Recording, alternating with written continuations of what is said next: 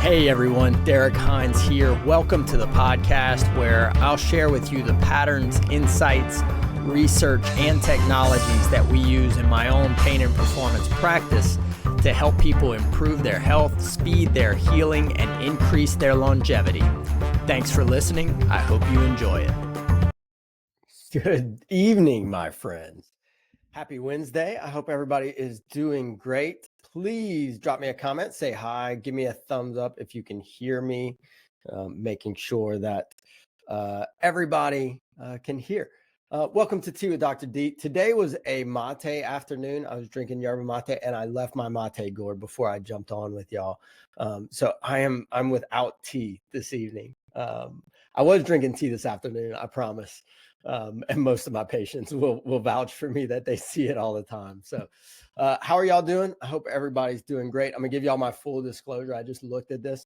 So I was eating steak yesterday or day before yesterday. I took a bite and I chipped my tooth. And so I went to a wonderful dentist, Dr. Christy Barra, and she did an awesome job. So if you see me like smiling and checking my teeth out, I'm just seeing how it looks. But we did get it fixed up and everything looks great, and I can eat again. So that's always good. So welcome to Tea with Dr. D. If you've never been here, I'm Dr. Derek Hines. I own and founded Acadiana Pain and Performance, where we bring in all the best research and technology to help people heal faster and improve their health so that they can live the life they want. I do this once a month so that I can answer questions and get back out to y'all and kind of give us kind of a little bit of an open time to ask any questions. And we try to get a few ahead of time. So if you have questions, you can send us a text message at any point that goes straight to me, 801-691-7582, if you're listening to this later. But I do get those. Thank y'all for the text messages. If that's getting responses, that's from me. I'm answering those questions. So I know we've gotten a lot of questions that we'll try and go through, but I would love to answer your questions while we're on here. So if anything has been on your mind about health or healing or regenerative therapy or supplements, definitely let me know and I'll answer as best as I can. So that's what Tea with Dr. D is for, me to answer questions and tell you what I think about stuff. Take that for what it is. But let's dive into some questions, Al. I know we had gotten this. We had done probably a few posts this week on laser therapy and high intensity laser therapy specifically. So there's a big difference. My first thing is there's a big difference between low level kind of red light therapy and high intensity laser therapy.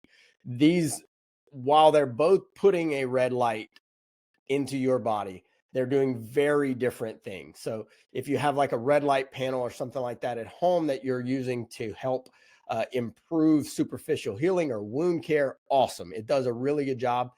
I would not put that in the same category as like high intensity laser therapy. High intensity laser therapy is something done above 40 watts, and very often the wavelength of these is different. Ours is 1,080. So like it goes much deeper into the body. So to give you an example, like a typical home red light panel might penetrate, if we're lucky, let's say a 1/4 inch, 1/2 inch deep into the body.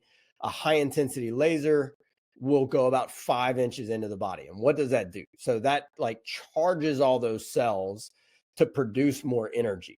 If we have cells in that area that are trying to clear out inflammation, laser helps those cells have much more energy to do that.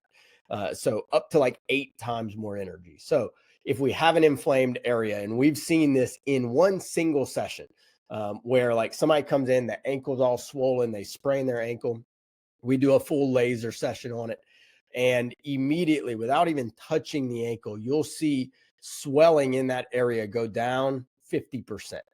This is acute, so those cells are already active. We're just giving them all this extra energy. So there's been many studies, and I can drop some links into the comments. If y'all have further questions on this, let me know. But there's been quite a few studies on the inflammatory effects in frozen shoulder, There's been quite a few on carpal tunnel, on high intensity laser and what it does in carpal tunnel. There's been quite a few in knee osteoarthritis, among others. Those are the ones that I know we've got really good studies on. And it shows that if we're doing high intensity laser, you're reducing inflammation, you're reducing pain, you're increasing repair. And so all of that means like we're going to heal faster and we're going to need less pain medication. We're going to have less pain during that, whether that is frozen shoulder or knee arthritis. We've seen this in many different types of cases. We stack laser therapy because of the energy that it's giving your body. If you stack this with what we call targeted laser, so we'll come behind laser and we'll do some medical needling to start a healing process. So those cells are turned on. You come and laser them, you give them all this energy. Now they're just going to like go crazy and really try and go through the repair process. A lot of times in our regenerative therapy cases, we are also adding in peptide therapy and using different stacks of peptides to stimulate repair and regeneration. That does take a lot of energy. And so when you're on a peptide, you want to be telling the body where to send the peptide, getting some form of like treatment to that area. I love the idea of taking a peptide and having needle therapy of some sort done on the painful area, especially in chronic pain situations, because that starts a new healing process in that area. So to me, it makes a lot of sense that if you've had chronic pain, don't just take a peptide. You need to take a peptide and get like treatment with that so that your body knows what to do with it. And then we come behind and add laser therapy to it. So it does a great job of improving inflammatory cell markers in that area and helping the cells clear out inflammation. So probably a long-winded answer, but that's what high intensity laser therapy can do to improve inflammation. And a nice thing to mention is it's not blocking it. It's not doing anything like that. It's helping your body process it. So it's not inhibiting the healing process there. So hopefully that answers that question. But let me know if you need any follow-up or deeper information on that. I'm going to call you Zoo 5 Tennis. By the way, anybody who's listening to this or watching this, if you're playing in the Crawfish Classic, stay tuned. We have some really fun stuff that we're doing for all of our tennis athletes that are going to be participating in the Crawfish Classic so that we can get y'all through that wonderful tennis weekend without any pain. What are the best exercises for shoulder pain and stiffness? Great question. I'll tell you my favorites for shoulder pain. One of my favorites that I would say, like, if you have any shoulder pain or stiffness, is hanging.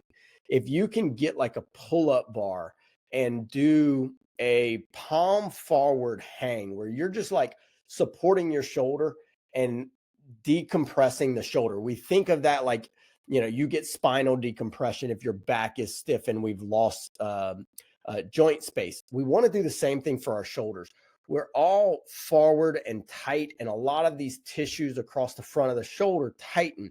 What I want all of my patients to do is have great compression-free and impingement-free shoulder range of motion.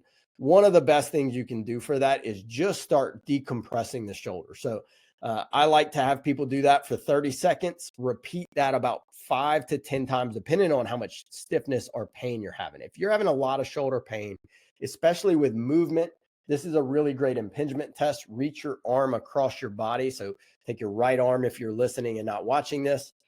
Grab your left shoulder and then try to raise your elbow up all the way to your forehead. If you can't do that, or you feel some pulling back behind the shoulder or on top, you're impinging that shoulder some. Grabbing like a pull-up bar and almost like taking your weight off so that one shoulder is just hanging and stretching out. You'll stretch much deeper tissues. You'll stretch that capsule out, and you'll really take that shoulder out of compression so that we have full range of motion. So that's probably my favorite for shoulder pain and stiffness. Accumulate 5 minutes of shoulder decompression a day in the beginning for the first, let's say, 5 to 10 days. And at that point, if you're getting full range of motion and you're not having pain, then we can back down. Another of my favorites for shoulder pain is something called CARS. So if you'll look up shoulder CARS while you're listening to this, it's going to give you this like kind of concentric, controlled angular rotations, if you will. And what that does is basically starts to retrain my body where my joint is supposed to be. So the way I explain this to patients is like, if I sit and in a regular day, I go from here to forward and back to here, my body thinks that that's my full shoulder range of motion. And so it's going to kind of tighten around those parameters. What shoulder CARS are and what CARS in any part of the body are is where it's retraining your body what my end ranges of motion are. So a way that you can think about CARS, if I'm just doing like my shoulders here, is I want them to go all the way forward and down. So I'm going to that forward lower corner and I'm going to hold that. And then I'm going to go all the way forward and up to that corner. And then I'm going to stay up and go back to that corner and then stay back and go down to the lower back corner. And then I'll reverse that and do that whole thing again. So you're going to the all the way in ranges of motion that you can, all the way down and forward and up and back and down. And we're trying to retrain the body. The first time you do this, very common that you'll like cramp up and have your shoulders almost want to go into like spasms. That's because you have not contracted those muscle fibers to that degree in quite a while, and your body doesn't know what to do with it. So we can retrain that. It gets better really fast, and you'll go through a full shoulder CAR exercise and think you're going to be very sore the next day. And you're going to notice like you wake up and you're like, I feel great. I'm not having soreness and I can actually move through these ranges very well. So look up shoulder CARS. I think that's a great place to start. If you can start doing like hanging every day, do shoulder decompression every day, and you start doing some shoulder CARS, those are going to get you out of that pain and stiffness really quickly. Then we want to probably come back later and start looking at balancing shoulder motion. But that would be my starting point. Just do those two things. Start to do shoulder decompression, look up shoulder CARS. Let's keep it kind of straight and simple. And that, by the way, that will help your tennis game quite a bit, among other things. But hope that helps. I feel like we get this question a lot, so bear with me. How often should I do cryotherapy for inflammation? It's a great question. I know research continues to come out on cryotherapy and how often should we do it. I've used, y'all probably heard me talk about this, Suzanne Soderberg's research was probably the biggest study done on how often cryotherapy should be done to get the best result. What they found was if we're doing it for symptomatic improvement, you should accumulate 11 minutes of cold exposure in at least 2 to 3 different sessions. So don't do 11 minutes all at one time throughout a week. So that study showed quite clearly, like when you get to 11 minutes, you really start to change inflammation, stem cell expression, brown adipose tissue activation. So that's where we want to target if somebody is systemically inflamed. And so in those situations, we would say do 3 sessions a week while you're inflamed. And then as you get to the point where we're no longer dealing with systemic inflammation, whether you just feel really good or you find that out on a blood test, I would say do both. Then you can start to try and find what is your perfect little kind of maintenance schedule. I'll tell you, I know absolutely, even if I get to where I'm just doing 1 a week, I still feel really good if I'm doing all the other things right. So if I'm eating well, I'm taking the right kind of supplements, I'm sleeping well, I think I can get by on a maintenance schedule of me doing like 1 a week. When I get below that, I start to notice like, immune system's not where it should. My body doesn't quite feel like it's functioning as well. I'm probably not sleeping quite as well. So I try not to dip below the 1 a week, but if we're doing it for inflammation, the best research we currently have is that you should try to accumulate 11 minutes in a week through multiple sessions. Hopefully that helps. You can do that in multiple mediums. But yeah. Thank you for the question. I don't want to butcher your name, so we'll say Agua. But so can we explain the other McGill Big 3 exercises? I know we had some questions about this last month. So the McGill Big 3 are a set of exercise that Stu McGill, one of the biggest like back pain researchers in the world, has kind of identified as some of the best exercises that you can do to create stability in your low back and to prevent injury. And that's a really nice thing, is like, can I have a more stable and resilient spine? And that's what the Big 3 are. So the Big 3 exercises are a bird dog exercise, where you're doing an alternate arm and leg. If you've ever seen that, it's like, you're on your hands and knees and you're doing your opposite arm, your right arm up, and you lift your left leg up. And you're really trying to stabilize the core with that. The other one is a side plank. So you're on your side and you're just doing a side plank. And then a modified kind of like they call it a curl up. It's basically a modified ab crunch. These work really well. What we tell our patients to start with, if you're doing those, you're going to hold that bird dog one for 3 seconds, and we're trying to do 3 sets of 10. You're going to try and hold your side plank in the beginning for 30 seconds on each side, and you're trying to do that 3 rounds also. And then your little modified ab crunch, you're going to hold at the top for 3 seconds, and we're trying to do that one 3 sets of 10 as well. So those 3 done every day have been a absolute game changer for so many of my patients who've had core strength issues leading to low back pain. But whenever you study this, there was a really good study done in 2018, I believe, on these.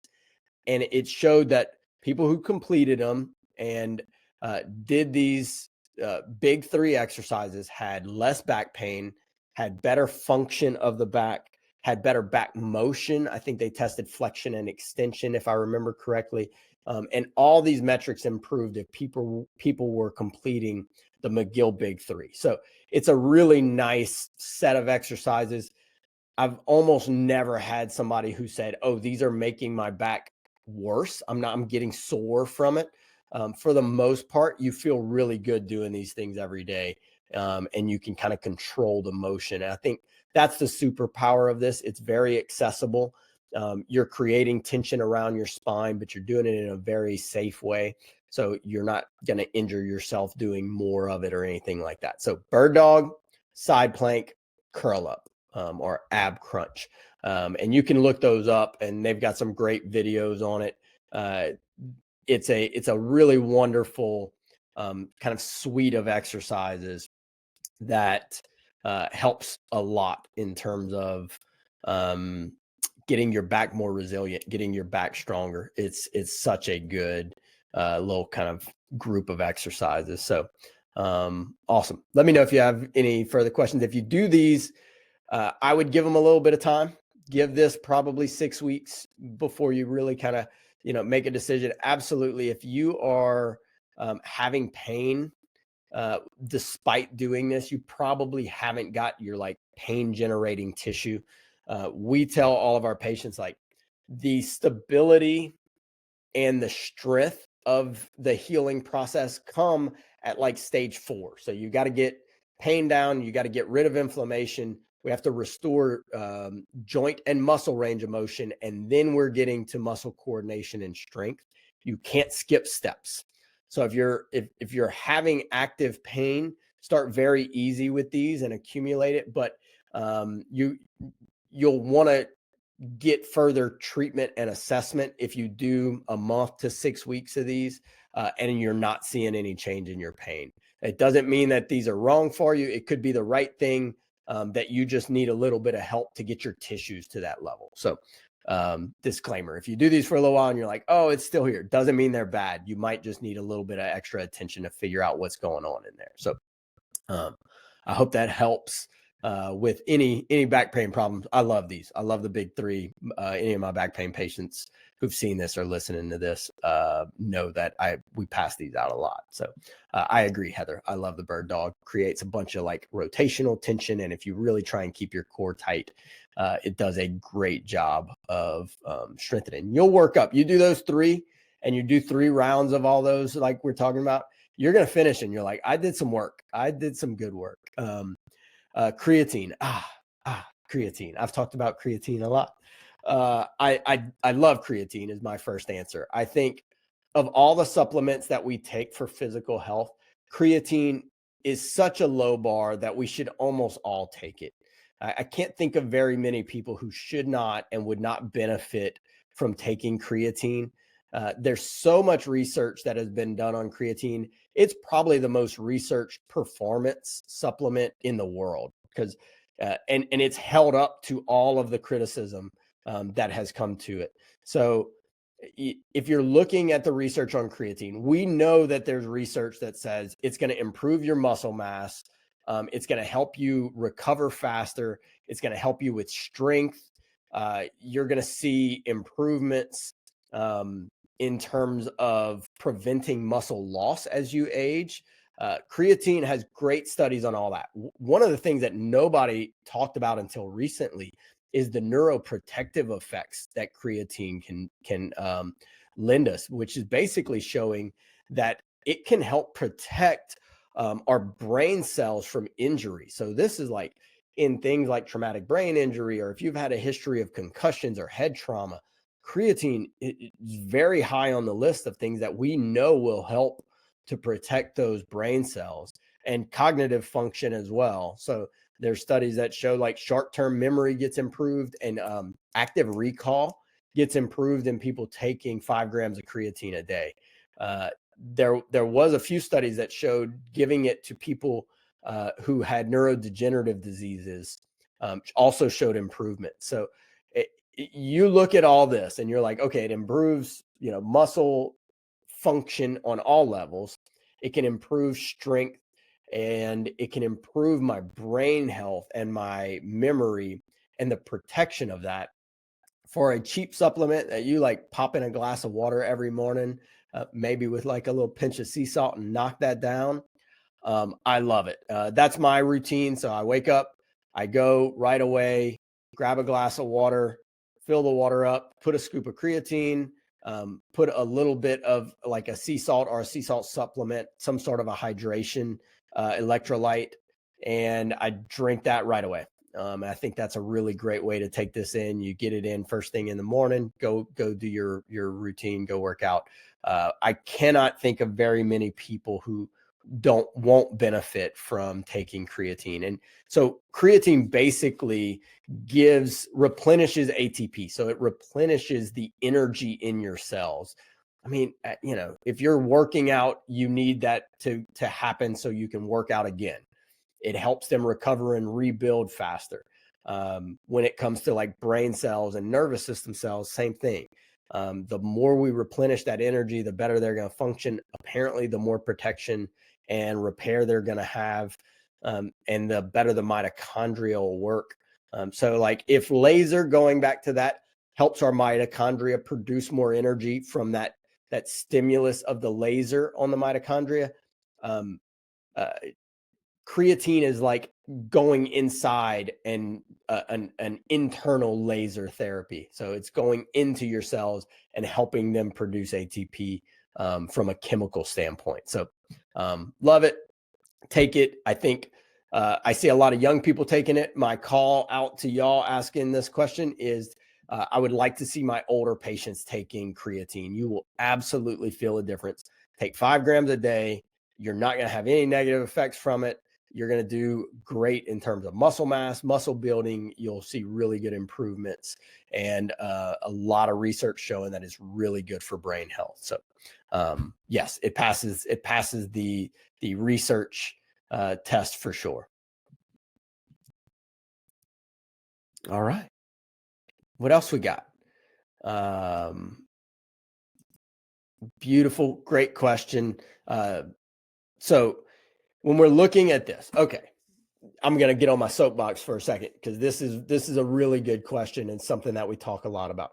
So is there a difference between injectable and oral BPC 157 peptide for healing? Okay, if you're listening to this and you haven't heard of BPC 157, BPC 157 is a naturally occurring peptide that occurs in your stomach. It goes and initially is used to repair tissue in your body. This has been discovered for many years that if we got it to high enough levels, it would go out and help repair tissue throughout your body. This has continued to grow the body of research, and the utilization in the regenerative therapy world has continued to climb. I'm not going to say this is like a magic peptide, but it can really help a lot with tissue regeneration. We see people with rotator cuff tears, cartilage damage, nerve injuries use BPC 157 to help repair all the way like to a healthy tissue. I really like this. One of the misconceptions, though, is that the injection of the peptide, even over the area of pain, is going to make it more effective. And that just does not hold up. That's not what happens. When we get BPC 157 in the body, it gets picked up by the bloodstream and it gets distributed to the sites of injury. Whether you inject it right over the shoulder or you're taking this orally, it's going to get delivered in the same manner. So we don't see any difference in recovery between somebody doing an injectable BPC 157 versus an oral BPC 157. For that reason, we use the oral a lot because injecting yourself regularly is not the funnest thing in the world. My caveat to this is if people have stomach issues, then I have seen a few of them do better with the injectable, because what BPC does naturally in your body is helps repair the stomach. Well, if you start taking it orally, it makes some sense to me that it's going to work there first. So if you've got some stomach problems, then it would probably start going to work on trying to heal the stomach lining like it naturally does in your body before it would get to the other areas of the body. So I think that's a good thing, right? I mean, if you're not absorbing nutrients and you're not getting all that in, you're going to have a tough time repairing anyway. But it does mean that those people are going to feel some stomach stuff for that first month while their body's going through this repair process. So that's the only caveat that I have in terms of differences, is that if somebody's got really severe like stomach ulcers and stuff, and they're trying to heal their shoulder, they're like, look, I'll come back to the stomach. I don't want to deal with that right now. That person, we might say to look at an injectable first. Everyone else, start with the oral. It works so well, especially if you're currently in a regenerative program. So you're trying to regrow a torn muscle, a torn tendon, any of that stuff. We use this in combination with our treatments for regen, and it does incredibly well. As of right now, Heather, there's really only one company that I think we use to source BPC 157. I've seen not a ton. I've seen probably like 3 or 4 people who kind of got like some of this experimental BPC 157 online that says like for research purposes, and people had bad reactions to it.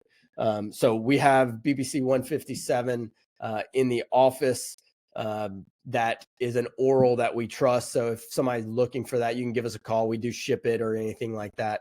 But it works really well to get into that regenerative process and actually regrow some tissue. So, give us a call. We have a great relationship, great source with BPC 157, and be careful with some of like the research only products that you can find. That's what I'll say to that one. Yeah, you can call the office. They'll have it. It's a really good thing whenever it comes to regenerative therapy and rebuilding healthy tissue. I saw one of my patients today who we redid an ultrasound on their bicep tendon. They had some tears in the bicep tendon, did BPC 157 and some laser therapy on it. It looks completely normal. Some of the inflammation, swelling, and some of the tears in the bicep tendon have healed completely over about a 90-day period. So it can do some really great things when it comes to tissue regeneration. So beautiful. Wonderful. Thank y'all so much. Usually we try to hit about the 30-minute mark. If anybody has questions, don't forget, you can text us. If you know somebody or you've wanted to get more information about health, about healing, our team set the goal to make sure that we get everyone in the Acadiana area access to healing, information for health and transformation. And so share this with somebody, tag them, whatever. I know some of the men in our area might be a little bit hard-headed. So if you need to reach out and give them a little bit of a push to get the care that they deserve. Sometimes you're like, oh, I don't know how they got your number and called you. No, we're here to help any way we can. And I hope you get some value from some of these things. If y'all have any questions that pop up, you can shoot that text message to 801-691-7582 if you're listening to it. Or just give us a call. A lot of times my office will take down numbers 504-5144, and one of the docs will give you a call and have a conversation about whatever's going on, however we can help. So that's it. That's Tea with Dr. D.